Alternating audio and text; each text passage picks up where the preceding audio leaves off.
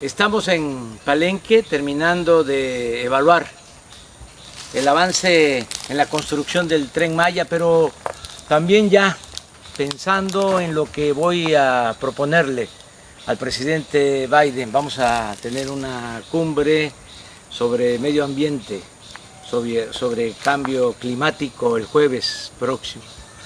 Y lo que le quiero proponer, y lo comparto con ustedes, es de que se amplíe a Centroamérica el programa Sembrando Vida, que sembremos árboles. Miren este cedro de 50 años, decía el maestro Pellicer, caoba y cedro dodecaedro. Son dos árboles del trópico que se dan en el sur de México, en el sureste, Tabasco, Chiapas, Campeche, pero también en Guatemala, en Honduras, en El Salvador. Es madera, y si sembramos millones de árboles, vamos a dar también millones de empleos. En el caso de México, estamos sembrando 1 millón de hectáreas y se están generando más de 400,000 empleos. Hay más de 400,000 sembradores que en sus parcelas están plantando árboles frutales y maderables, café, cacao, cítricos y estos árboles.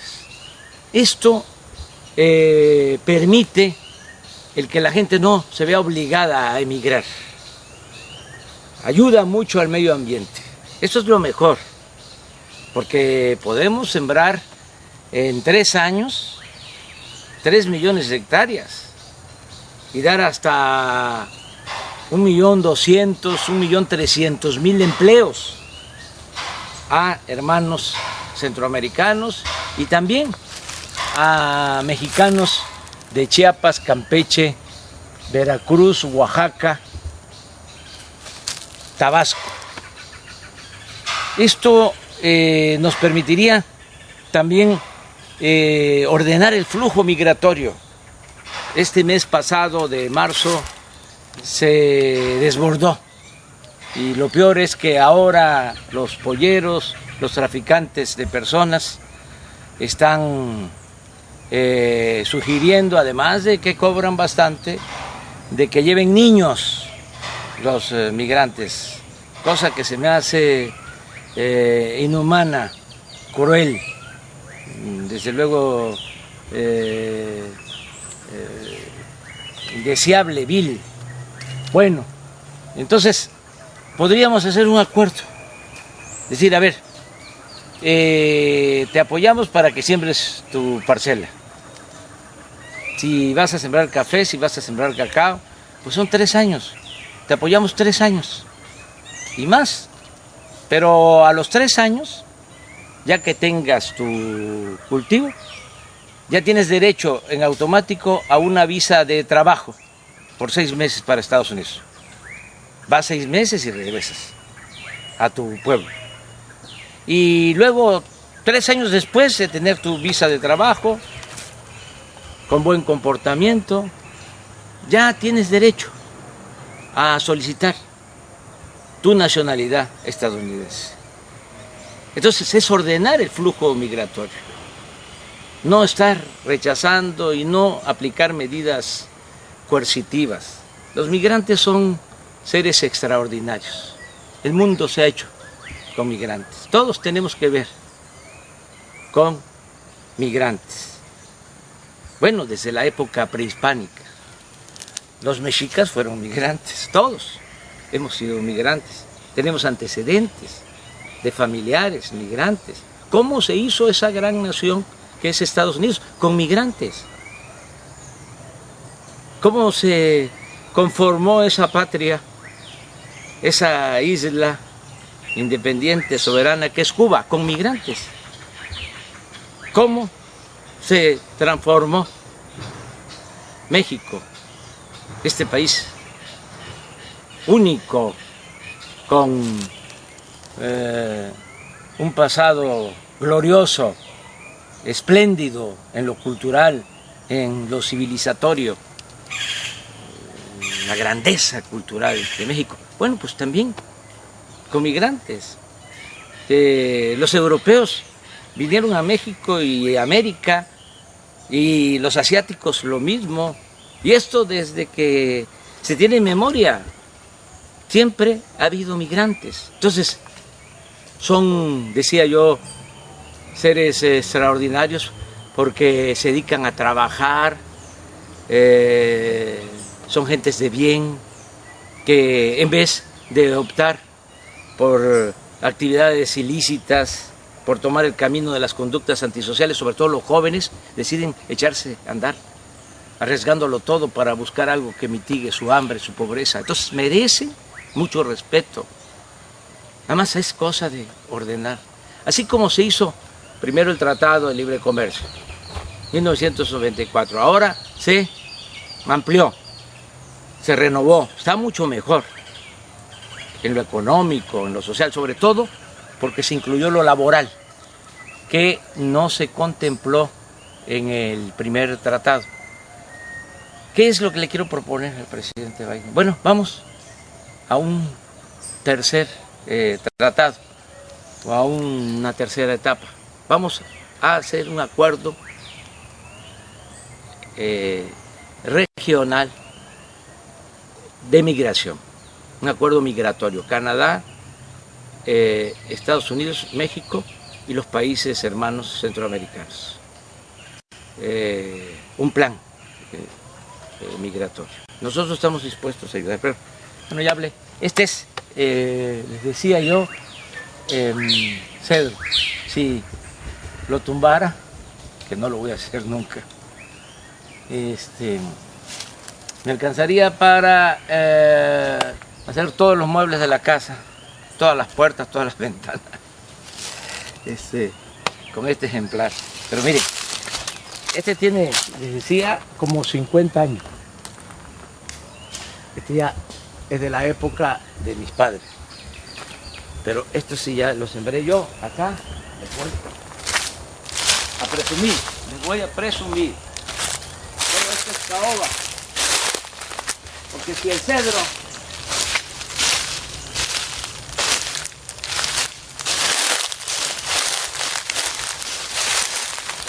es madera fina, esta es la reina de las maderas, la caoba. Cuando tengan oportunidad, bueno, los que pueden, pero hay muchos que van a Europa, en las puertas de los palacios, los muebles, los escritorios hechos por ebanistas de aquel entonces, todo eso está hecho con esta madera, con caoba. Esta la sembré hace 9 años y fíjense cómo está todo esto. Claro, si se dan cuenta, aunque la sembré al mismo tiempo, hay unas más grandes, con más grosor que otras. ¿A qué se debe? Bueno, tiene que ver con la calidad de la planta, la fortaleza de la planta. Tiene que ver, y sobre todo con el agua. Esta es una parte más baja. Y aquí le cae mejor a la caoba que en lo alto.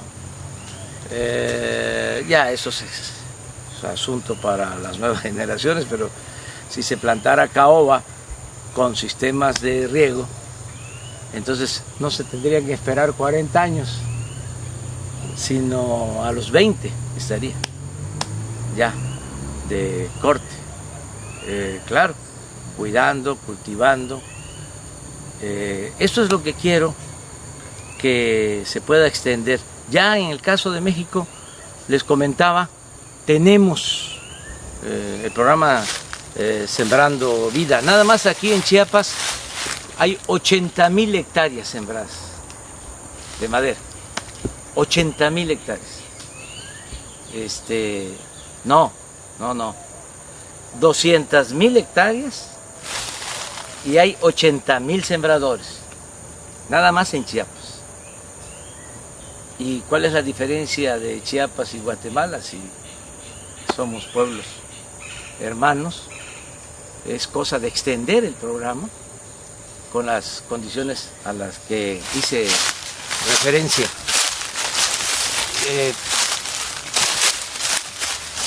Vamos a agregar a la propuesta de México en cuanto a cambio climático dos cuestiones más. Una, no extraer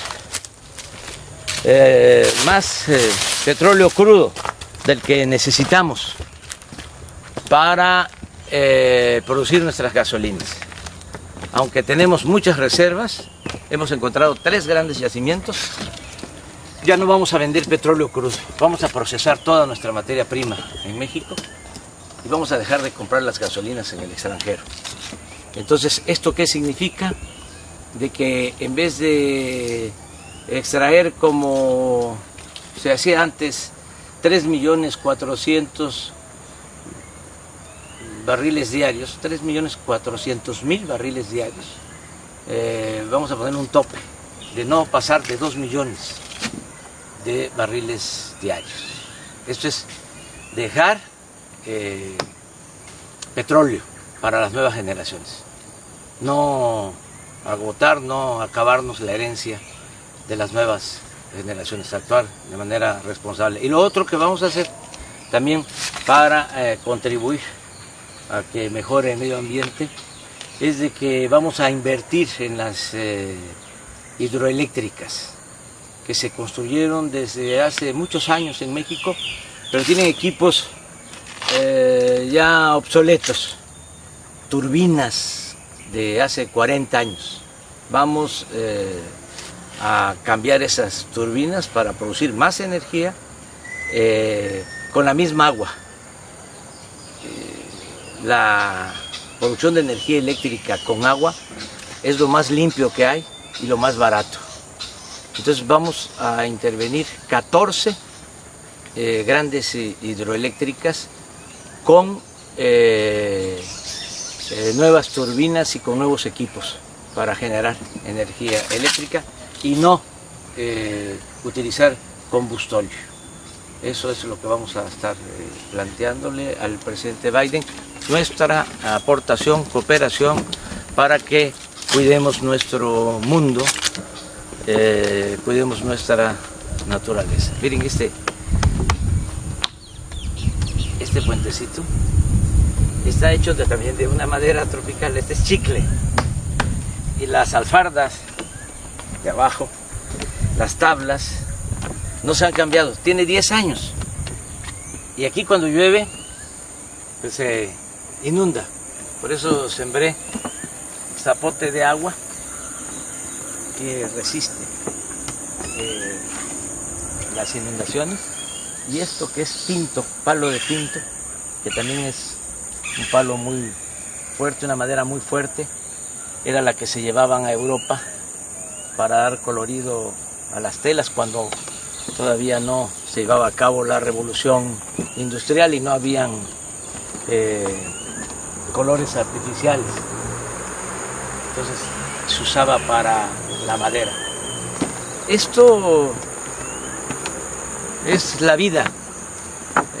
Nosotros tenemos que regresar al campo y tenemos que impulsar mucho nuestras actividades productivas y considerar que el campo es la fábrica, siempre lo he dicho, más importante de México, porque tenemos las tierras, hay agua, sobre todo en el sureste, mucha agua, y lo mero principal, fuerza de trabajo. Aquí en Palenque, que está cerca de la frontera, pasan migrantes hacia Estados Unidos, la mayoría jóvenes, muy jóvenes. La mano de obra, la fuerza de trabajo de México, de Centroamérica, es joven, se va a requerir, se va a necesitar.